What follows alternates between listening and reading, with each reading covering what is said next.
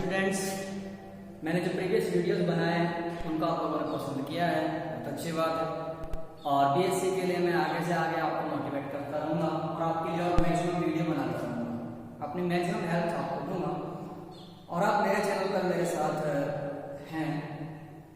आज एक ऐसा टॉपिक मैं लेने वाला हूँ जो A लेवल में भी है, आपके सीबीएसई और आरबीएसई बोर्ड में है, और उसके साथ बीएससी फिजिकल केमिस्ट्री और बीएससी मैथमेटिक्स में फिजिक्स में भी है।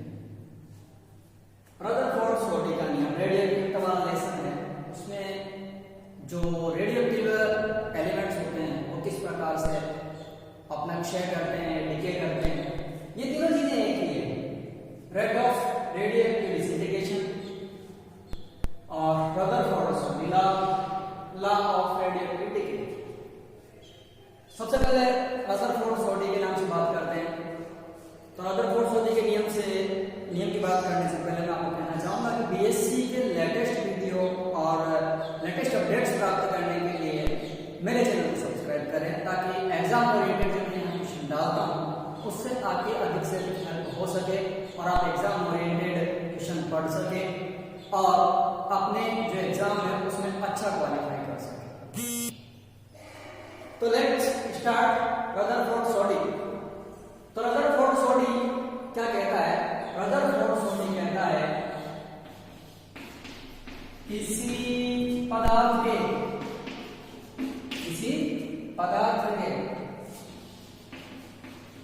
क्षय होने वाले, किसी पदार्थ के क्षय होने वाले मतलब मूल अवस्था से टूट करके क्षय मतलब रेडियोएक्टिव का मतलब बड़े पदार्थ का छोटे पदार्थ का नाभिकल है, या फिर छोटे पदार्थ का नाभिकीय क्रिया व्यक्त करते हैं, संलयन या विखंडन। यहाँ पे विखंडन वाली बात मतलब बड़े नाभिक का छोटे नाभिक का होना। तो इसका मतलब क्षय मतलब उसका क्षरण होना, उसकी मात्रा कम हो जाना, उसका द्रव्यमान कम हो जाना, ये सब क्षय में आता है। ठीक है, तो किसी पदार्थ के क्षय होने वाले परमाणुओं की संख्या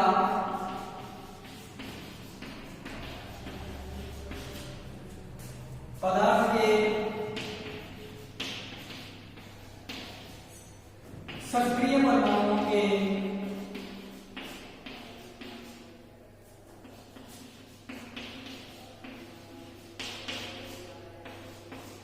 संख्या के समानुपाती होती है। क्या होती है? समानुपाती। अब देखो मैंने यह लिखा परमाणुओं की संख्या, ये परमाणु की संख्या तो यूनिट में, ओके, बट एक लिमिटेड टाइम देंगे तो ये परमाणु की संख्या नहीं लेकर के क्या हो जाएगी? परमाणुओं की क्षय की दर, क्षय होने वाले परमाणुओं की दर। अब क्या हुआ? अब हुआ ये कि क्षय होने वाले परमाणु हैं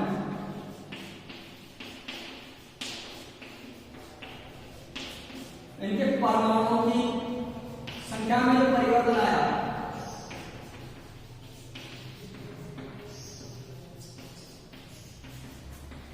ये परिवर्तन मान लिया हमें क्या है हमारे पास dn, और ये कितने समय में हुआ? ये समय है हमारे पास dt। क्या है? dt। परमाणु संख्या परिवर्तन कितना है? dn। अब देखते हैं, जो पहले परमाणु थे तो क्षय होंगे, तो उसके बाद में कम परमाणु बचेंगे, ज्यादा परमाणु बचेंगे, कम बचेंगे। तो ये जो दर है वो घटती हुई होगी, बढ़ती हुई होगी, क्या होगी? घटती हुई होगी। तो ये माइनस में आएगा, प्लस में आएगा, यानी जो दर है वो दर क्या होगी? Minus dn/dt। और ये किसके समानुपाती होती है? ये सक्रिय परमाणु के समानुपाती होती है। अब मान लो इस टाइम सक्रिय परमाणु में हमारे पास n, स्टार्टिंग में कितने परमाणु थे? n परमाणु थे। कितने परमाणु परिवर्तित हो गए? n परमाणु परिवर्तित हो गए। कितने समय परिवर्तित हुए? dt समय परिवर्तित हुए। ये रदरफोर्ड सोडी का नियम है। अब इसके आगे चलते हैं, डेरिवेशन निकालते हैं, इसके आयु का, औसत आयु, ये सब इसके निकालेंगे। डिके किस प्रकार से किस नियम से डिके होगा ये भी निकालते हैं। आप चाहे तो इसका स्क्रीनशॉट ले सकते हैं। तो डियर स्टूडेंट हमारे पास क्या आया, दर क्या आई, -dn/dt प्रोपोर्शनल टू n। इसके लिए आरंभ में n परमाणु थे, स्टार्टिंग में n एलिमेंट थे, n एटम्स थे जो क्षय हो रहे हैं और किस दर से हो रहे हैं, dn/dt। उसका आयतन बढ़ेगा घटेगा, परमाणु संख्या बढ़ेगी घटेगी, बढ़ेगी या घटेगी, घटेगी इसलिए क्या आएगा, नहीं। ओके, तो यहाँ पर समानुपाती का जो निशान है इसे हम चेंज करते हैं, इसे हम चेंज करने के लिए इक्वल में चेंज करेंगे, तो यहाँ समानुपाती नियतांक लगा देंगे। मान लो नियतांक क्या है, लैम्डा है। अब लैम्डा ये आ गया question number 3 where lambda equal to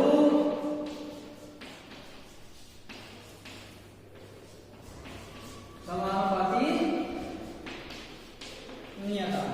okay okay, चलो अब देखते हैं कितने परमाणु कैसे कैसे डीके हुए। सबसे पहले सेपरेशन ऑफ वेरिएबल्स, यानी जो जो चर हैं एक तरह के उनको एक तरफ ले लो, बाकी चर को दूसरी तरफ। इधर भी डीएन है और एक इधर, इसलिए चेन को इधर ले लेते हैं, किधर इधर इधर ले लेते हैं, -dn/n। बाकी सारा जो बच रहा है वो लैम्डा डी। ऐसे बोलते हैं, इस तरीके को बोलते हैं सेपरेशन ऑफ वेरिएबल, चरों का पृथक्करण। एक टाइप के चार एक साइड, एक टाइप के एक साइड, दूसरे टाइप के दूसरे टाइप के दूसरे टाइप। ओके, चलो अब समाकलन इसका करते हैं, समाकलन minus integration of dn/dt equal to lambda अचर है, इसका इंटीग्रेशन अंदर को बाहर को करके पड़ रहा है, ये अचर बाहर और इंटीग्रेशन केवल टाइम का dt। ओके ओके, ठीक है। अब इसमें आगे देखिए, ओह सॉरी यहाँ dt नहीं आएगा, यहाँ आएगा। अब समाकलन करने के लिए integration of dx/x equal to क्या होता है, log e of x। क्या होता है, क्या होता है, log e of x। आगे देखते हैं इसको, चलो आगे देखने के क्या करेंगे,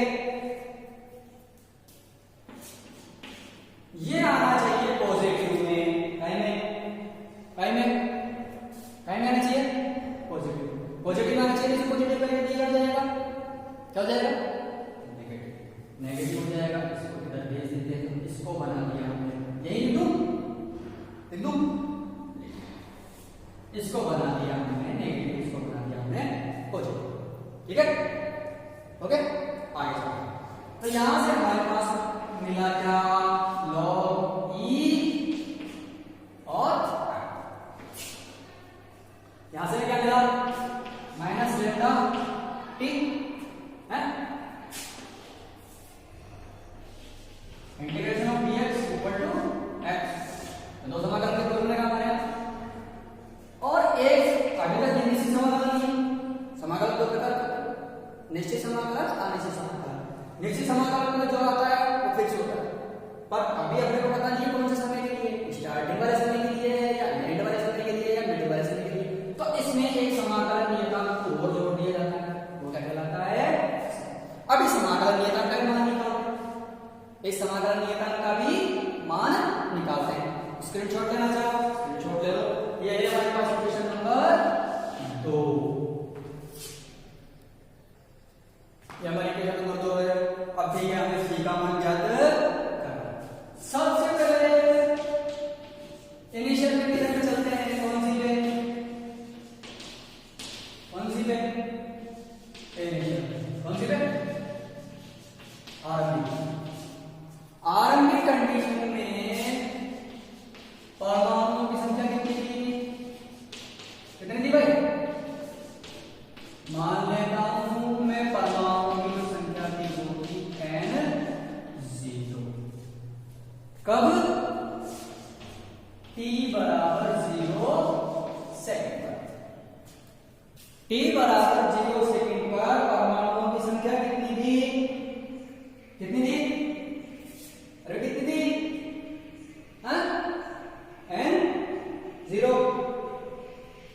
N0। अब ये कौन से परमाणु हैं? ये वो परमाणु हैं जो विघटित हो चुके हैं। अब जब अभिक्रिया स्टार्ट हुई तब तक तो परमाणु विघटित ही नहीं हुआ। जब अभिक्रिया स्टार्ट हुई तब तक तो परमाणु विघटित ही नहीं हुआ। ये कौन से परमाणु है भाई? विघटित होने अब तक तो परमाणु विघटित ही नहीं होता। तो देख लेते हैं log E N0 n बराबर क्या आ गया यहां पे? n बराबर n0 ओके बराबर माइनस लेमडा ए की जगह पे 0 सेकंड की बात है स्टार्टिंग 0 प्लस हमारे पास क्या आया log E N0 equal to दो में रखते हैं दो में रख दिया log E N equal to minus of lambda E plus of log E N0 वही वेरिएबल्स एक साइड कर दे एक साइड कर देते एक साइड करें तो log E N minus log E N0 equal to minus of lambda okay log A minus log B log A upon B log n upon n0 equal to minus of lambda कहीं से हुआ log A minus log B equal to log A upon B इससे हुआ ठीक है। यह हमारे पास आ गया इक्वेशन नंबर 3। स्क्रीनशॉट लेना चाहो स्क्रीनशॉट ले सकते हो। और देखो हमारे पास ये आएगी इक्वेशन नंबर हमें मत बता दूं कि log और एक्सपोनेंशियल दोनों एक दूसरे के इनवर्स होते हैं, दोनों एक दूसरे में बदल सकते हैं ठीक है। जैसे और जगह मैं यूं लिखूं एक्सपोनेंशियल ऑफ log या कोई फंक्शन x इसका मान हो जाएगा क्या x, या मैं यूं लिखूं कि log ऑफ एक्सपोनेंशियल x इसका मान क्या हो जाएगा x, यानी कि log और एक्सपोनेंशियल दोनों एक दूसरे में बदल सकते हैं, एक दूसरे के व्युत्क्रम होते हैं, एक दूसरे के उल्टे होते हैं ठीक है। तो log को हटाएंगे तो एक्सपोनेंशियल लगा देंगे, दूसरी तरफ एक्सपोनेंशियल लगा देंगे, एक तरफ से एक्सपोनेंशियल हटेगा दूसरी तरफ log लग जाएगा ठीक है। यही अप्लाई हम यहां करने वाले हैं। दरअसल क्या हटाया log हटाया, पास क्या आया n अपॉन n0 और इधर क्या लग गया एक्सपोनेंशियल माइनस लेमडा ठीक है। n बराबर n0 एक्सपोनेंशियल माइनस लेमडा ये आया हमारे पास इक्वेशन नंबर 4। और ये इक्वेशन नंबर 4 ही हमारे लिए क्या है, ये इक्वेशन नंबर 4 ही क्या है हमारे लिए विघटन का नियम है। विघटन का नियम बोल दो, क्षय का नियम बोल दो, रदरफोर्ड जोड़ी का नियम बोल दो, हलानाडी का जो भी तुम्हारी मर्जी है वो बोल दो, बट ये क्या है ये परमाणु के विघटन का नियम है कि आरंभ में कितने परमाणु होते हैं N0 जो विघटित हो चुके हैं और टोटल परमाणु कितने होते हैं। विघटन वाले परमाणु की दर कितनी है ये परमाणु विघटित होने वाले हैं और किस तरीके से विघटित होंगे इस के अकॉर्डिंग विघटित होंगे। चरघातांक की समीकरण है, अब चरघातांक की समीकरण है तो इसका जो ग्राफ मिलेगा हमें वो किस तरह से मिलेगा देखते हैं। चरघातांक की समीकरण का ग्राफ मिलता है कुछ इस तरह का ये हमें चरघातांक की समीकरण का ग्राफ मिलता है, एक्सपोनेंशियल ग्राफ मिलता है ओके। इस टाइप से मिलता है, पैराबोलॉइड मिलता है और इधर है समय के सापेक्ष है ना, समय और परिवर्तन किसमें ये, यानी स्टार्टिंग में n परमाणु रहेंगे आपके पास टोटल, शुरुआत में विघटन नहीं था। जैसे जैसे विघटन होता जाएगा, जैसे जैसे समय निकलता जाएगा, परमाणु का विघटन हो जाएगा, तो जो अब अनअपडेटेड जो परमाणु की संख्या धीरे धीरे कम होती चली रहेगी। ये छोटे का नियम है, ठीक है। चलो इसके बाद हम एक चीज देख लेते हैं, क्षयान, जो कि हमारे पास क्या था, लैम्डा। क्षयान देख लेते हैं, तो हमारे पास सबसे पहले क्या आएगा, माइनस के dn upon dt equal to n lambda, यही था, ठीक है। लैम्डा बराबर माइनस के dn अपॉन dt अपॉन, अर्थात क्या कह सकते हैं हम लोग कह सकते हैं कि प्रति सक्रिय परमाणु की विघटन दर, प्रति सक्रिय परमाणु की विघटन दर और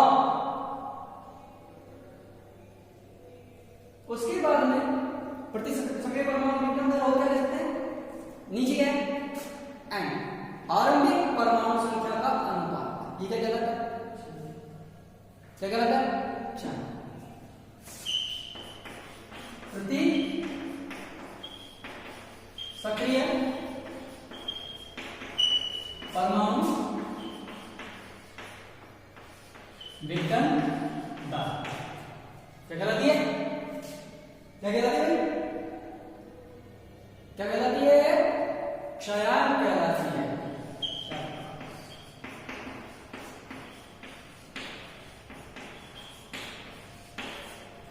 ठीक है, आगे चलते हैं, आगे हम देखते हैं किस किस हिसाब से चेंज होता है ये। और परमाणु की दर जो है, विघटन की दर किस तरीके से चेंज होती है, हम सबसे पहले वो देख लेते हैं, देखते हैं कैसे होता है। हमारे पास क्या है, n upon n0 equal to exponential lambda minus. अब मैं रख दूं t equal to 1 upon lambda, कि मैंने कितना समय लिया, कितना समय लिया भाई, कितना समय लिया, समय कितना, 1 अपॉन लैम्डा, क्षयान की दर का व्युत्क्रम, क्षयान की दर का व्युत्क्रम हमने क्या लिया, समय लिया, क्या लिया, समय लिया भाई, क्या लिया, तो देखते हैं n अपॉन n0, लैम्डा से कट जाएगा, पेटी की जगह 1 अपॉन लैम्डा और लैम्डा ये लैम्डा से कट जाएगा, तो क्या बचा, एक्सपोनेंशियल माइनस 1, किसी भी पावर माइनस में होती है 1 अपॉन 1 अपॉन, और 1 अपॉन एक्सपोनेंशियल का मान कितना होता है भाई, कितना होता है, 3.37, क्या होता है, 0.37 में यूनिट लिख सकता हूं 37, अर्थात जितने समय में, अर्थात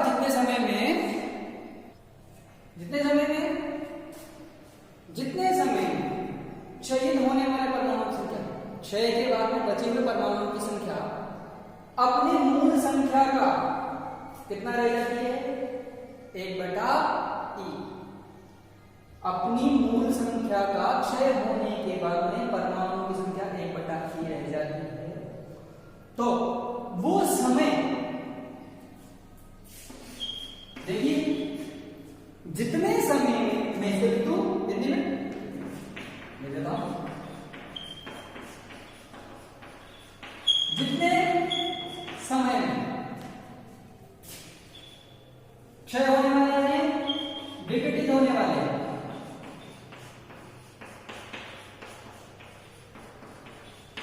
परमाणुओं की संख्या